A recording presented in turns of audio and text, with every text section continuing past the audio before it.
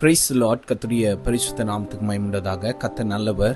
இந்நாள் வரையிலையும் நம்மளை கண்மணி போல பாதுகாத்து வந்தார். இந்த வேளையிலையும் பிரதர்ஸ் அண்ட் சிஸ்டர்ஸ், அநேக இடங்கள்ல நம்மளுடைய சொந்த காரியங்கள்ல அதிக கரிசனையோடு நம்ம செயல்படுகிறோம். இங்க ஒரு மனுஷனை நான் உங்க முன்னாடி கொண்டு வர விரும்புகிறேன். அவர் பேர் தாவீது. சங்கீதம் 132 அதிகாரம் 1-5 வசனம் வரைக்கும் நீங்க வாசித்து பார்த்தீங்கன்னா தெளிவா சொல்லி இருக்குது.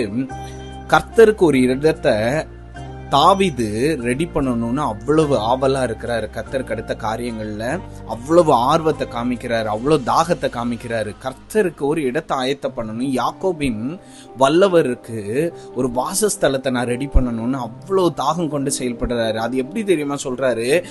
அதை நான் செய்யும் அளவும் என் கண்ணுக்கு நான் தூக்கம் வரவிட மாட்டேன், நான் நித்திரைக்குள்ளாக போக மாட்டேன், என் கூடாரமாகிய வீட்டுக்குள்ள நான் பிரவேசிக்க மாட்டேன்னு சொல்றாரு. அவ்வளவு ஒரு வைராக்கியம். இன்னைக்கு நம்மள எத்தனை பேருக்கு இந்த வைராக்கியம் இருக்கு?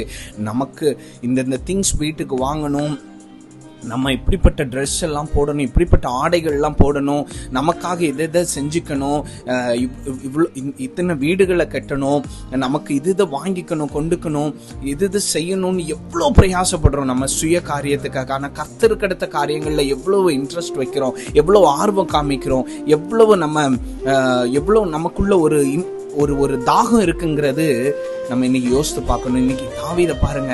அதனாலதான் தாவீதை பத்தி கர்த்தர் சொல்லும் போது என் இருதயத்துக்கு ஏற்றவன்னு சொல்றாரு. எல்லா காரியத்திலையும் கர்த்தருக்கு அடுத்த காரியங்கள்ல அவன் முதலிடம் கொடுத்தான்.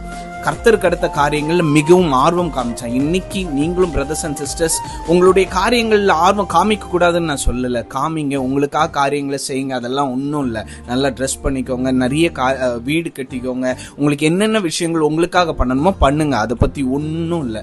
ஆனால் கர்த்தருக்கு அடுத்த காரியங்களை முன்னாடி வைங்க. தாவீதை போல அப்படி வைங்க. பெரிய காரியங்களை செய்வார். God bless you.